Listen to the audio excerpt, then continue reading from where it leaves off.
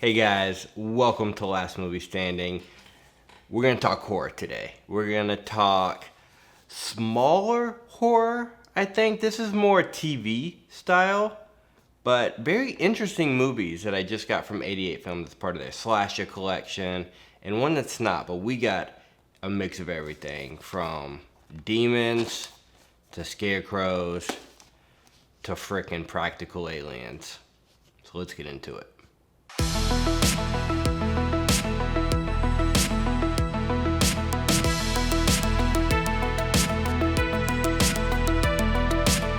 So we got these brand new Blu-rays in from 88 Films, and I'll be honest, I've never heard of any of these movies.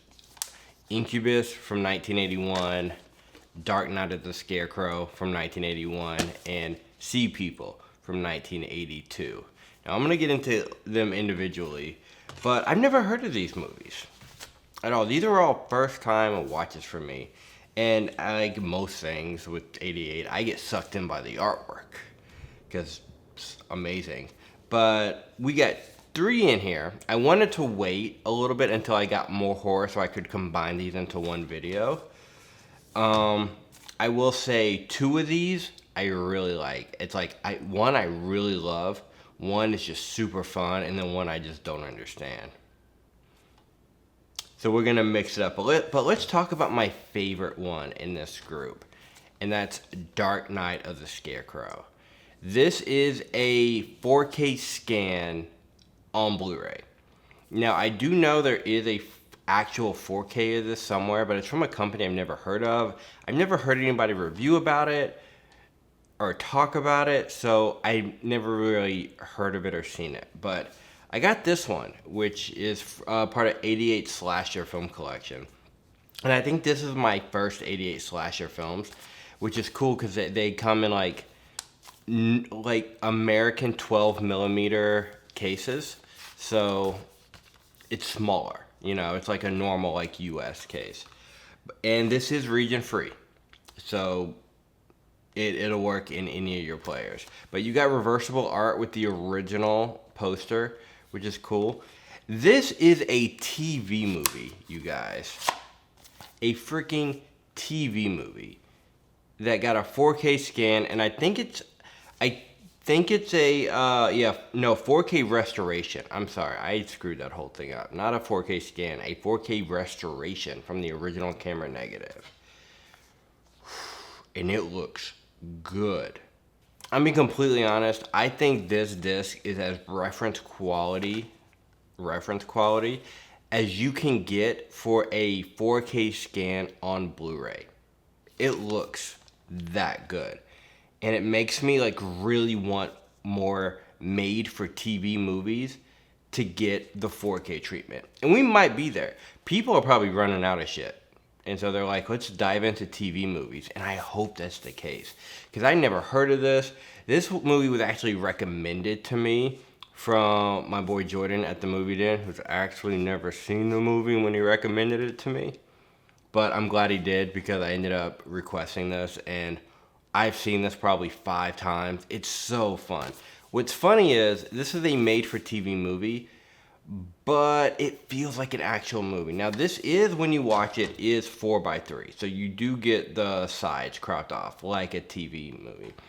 But you got actors in here that you recognize. That's why I'm saying it doesn't feel like a TV movie to me, because the main character, I don't know his name, but he, I know him from Oh Brother Where Art Thou, Old Pappy. He was in the Hudsucker Proxy. He's been in some Coen Brother movies, so that's where I know him. It's got the dad from Son-in-Law in here, and a couple other movies I've seen him in. So it's got a bunch of familiar faces in it. And if you've never seen Night of the Scarecrow, it's basically small, like country town, middle of nowhere, town where there's this special, I'm going to say special because I don't want to use the R word, but he's, you know, he's slow. He's like 36, but he's got the mental capacity of like an 8-year-old, and he basically befriends this little girl, and the mailman, who's the villain of the story, just doesn't like him. There's town folks that just don't like him and are looking for an excuse to, like, they pick on him and everything. And there's a scene where the special guy, I forgot his name, is in a field. You know, he's with this little girl. They're having fun. They go home, and the dog attacks her. And they blame it on him. So he's on the run. And dude, for a TV movie, they don't show anything, but this is brutal as hell. Like literally, there's no blood, there's no anything, but I mean, it's pretty, yeah. And especially the way they, so the special kid, the special guy is basically on the run. He hides in a scarecrow, and they find him. That scene is, man. And it turns out literally 5 seconds later, they basically shoot him up in the scarecrow outfit because they think he killed this little girl. He didn't kill the little girl. The little girl's fine. Like literally 5 seconds later, after they do it, they're sitting there in shock, and they get a phone call on the radio, the little ham radio in the car. Say, hey, the girl's all right. He actually saved the girl's life from the little dog. Ooh. They go to trial. They get away with it. Which it kind of makes sense why they get away with it. Like the story, the script writing is actually pretty clever on that. But it's a revenge movie. The Scarecrow's after them. I will say I wish the Scarecrow was in here a little bit more. The Scarecrow's really not even that big of a character. It's more of a haunting. Like you never really see him. I wish they would have shown more of that. But this is a very high recommend for me. Like, I don't know. I really like this movie, and the quality, the 4K restoration for a TV movie, guys, this looks amazing. This is like Blu-ray of the year quality. Like, I'm not the when things get 4Ks or Blu-rays, I'm usually gonna lean toward the 4K. But because this is a 4K scan on Blu-ray, this might change my mind on me thinking about that because this is that good. Next up, we got John Cassavetes in Incubus. I don't know how I feel about this movie. Amazing artwork. Whoever they got to do this artwork, really good. Dark Night of the Scarecrow is issue number 53, and this is issue 55, both from 1981. I can't show you the back because the back's got nudity on it. There's really not that much nudity. It's literally just like my favorite part of the movie, and I'm not saying that just for what it is, but I think it's the best part of the movie. A girl gets killed in the shower, like very psycho-ish, which, by the way, has one of the best shots in cinema I've ever seen that I've never seen before, where so this girl gets killed in the shower by this incubus, by this demon, and her little sister's in a wheelchair. She's coming up, and the camera's mounted under the chair, and then it pulls up to the door, and you see the dead body under the door. I was like, dude, that is creative as crap. Everything else in the movie, I don't get. But here's the cover. One thing that's really interesting too, which kind of sold me, and I don't understand because I think this is one of the cooler posters I've seen from like an 80s movie. I don't know what this is or what this has to do with the movie. Absolutely nothing. I think this is like original art for something, which is cool that they added it in here, but this really, this poster doesn't say anything or represent the movie at all, which is kind of funny. Like if I saw this, I would be thinking space, Starman, something. Nope, none of that. But we got this John Cassavetes movie from 1981, and I've watched it 3 times. First time I watched it, I didn't know what I was watching. Second time I watched it, I enjoyed it a little bit better. Third time I watched it with the audio commentary from David Flint. I think he's like a historian or something. Bro, he didn't even like the movie. He could not find one good thing to say about the movie, which was actually really funny watching it, because there's stuff you don't understand, and then he's even like, bro, they didn't know what they were doing. They were rewriting stuff when they did this. I think there's so much underline to this too, which is weird. So basically it follows John Cassavetes, who's investigating a series of murders that are happening because these girls are getting raped. They keep saying that they're filled with semen. Like, an incubus is basically a sex demon. And you kind of know who it is throughout the whole movie. Like it's not subtle, but it's leaning towards something else. It's got this nightmarish aspect to it, kind of like a Nightmare on Elm Street-ish, but this came out before Nightmare on Elm Street. Honestly, it would not surprise me at all if this influenced Nightmare on Elm Street just a little bit. It wouldn't surprise me if it did. I'm not saying it did, but it wouldn't surprise me if Wes, you saw this and used elements of that.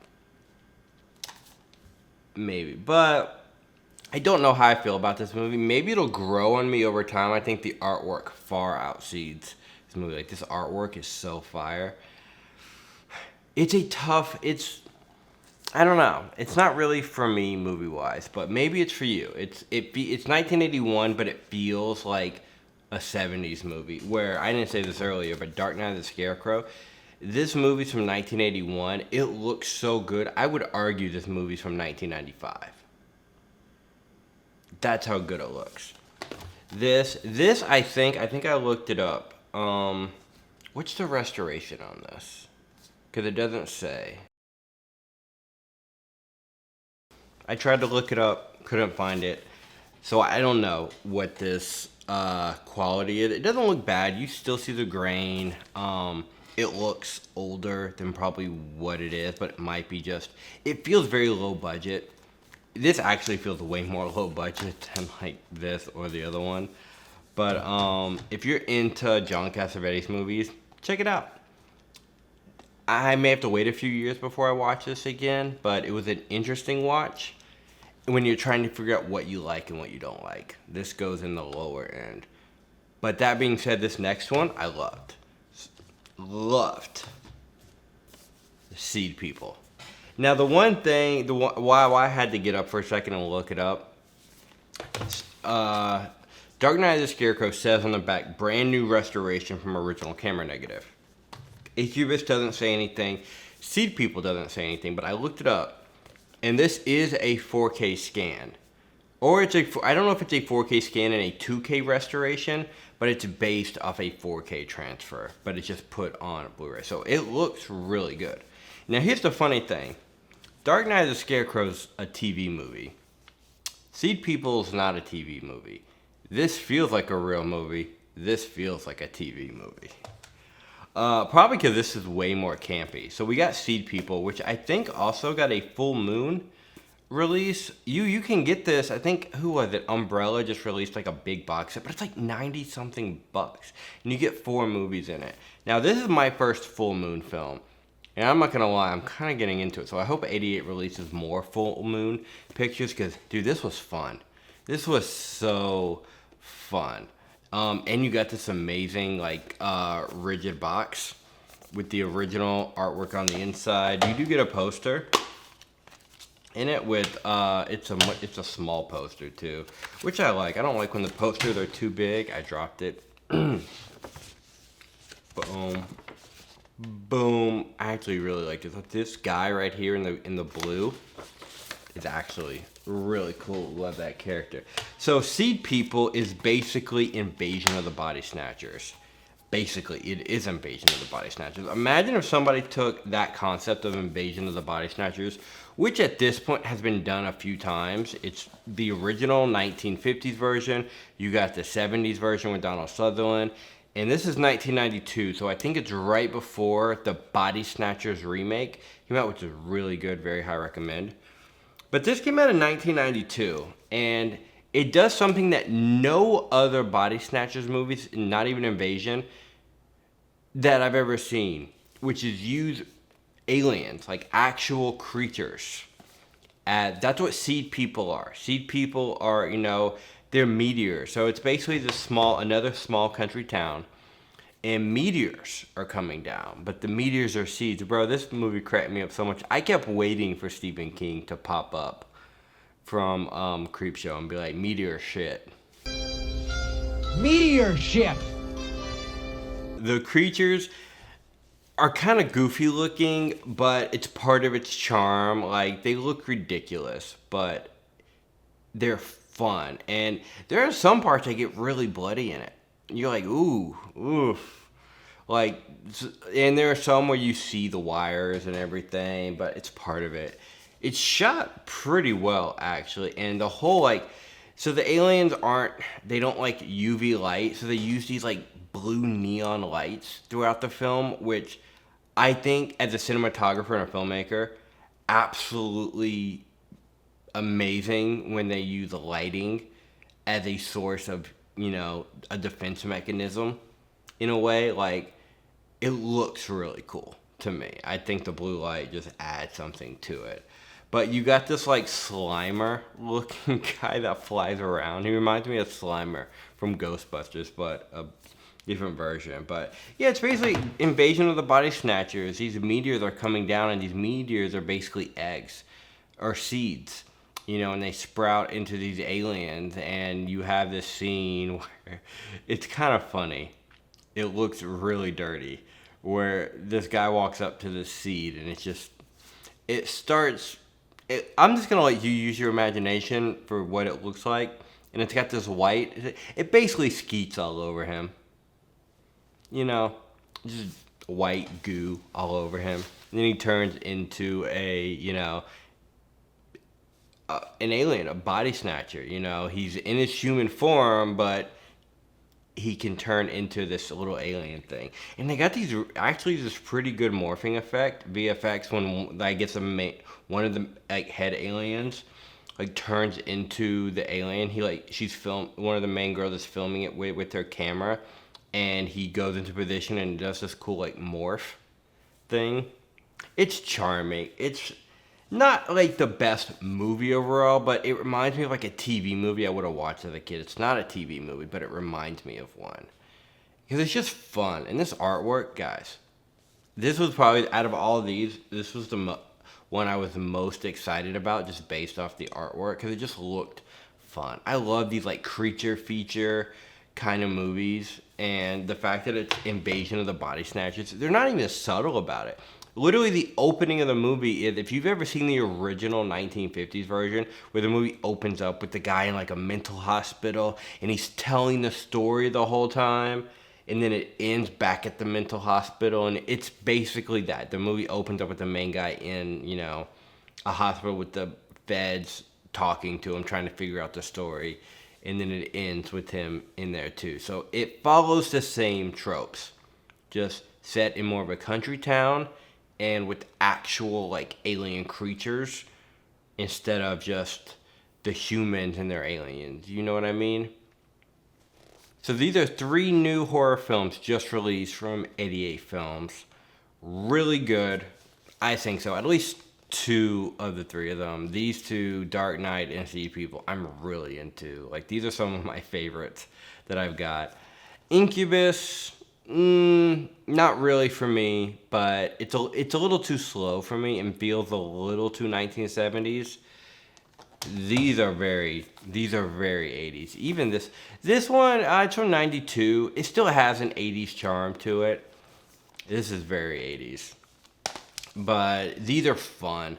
This one's actually pretty serious. It's really, like, story-wise, this is, like, the best movie. It's a TV movie, but this is, I think, the best movie out of this. And then I'm so glad I discovered Seedpeople, because I have a whole video on the channel about me ranking my Invasion of the Body Snatchers movies, and I didn't know about this movie, or else this would have made the list. Where did it rank in that list? I don't know. Might be kind of high. But yeah, definitely check out Dark Night of the Scarecrow and Seedpeople. High recommend for me.